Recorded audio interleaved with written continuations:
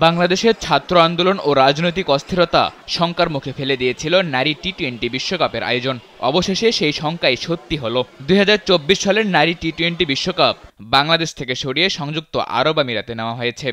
মঙ্গলবার আইসিসির ভার্চুয়াল এক বোর্ড সভায় নারী টি-20 বিশ্বকাপ বাংলাদেশ থেকে সরিয়ে নেওয়ার সিদ্ধান্ত নেওয়া হয়। সংবাদ বিজ্ঞপ্তিতে আইসিসি জানিয়েছে, আরব আমিরাতে হলেও বাংলাদেশই থাকবে আনুষ্ঠানিক আয়োজক। খেলা হবে দুবাই ও শারজার দুটি ভেন্যুতে। আগের মতোই সূচিতে 3 থেকে 20 অক্টোবর অনুষ্ঠিত হবে এ টুর্নামেন্ট। এ মাসের শুরুতে ছাত্র জনতার আন্দোলনে শেখ হাসিনা সরকারের পতনের পর থেকেই বাংলাদেশে অনিশ্চিত হয়ে পড়েছিল নারী টি-20 বিশ্বকাপ।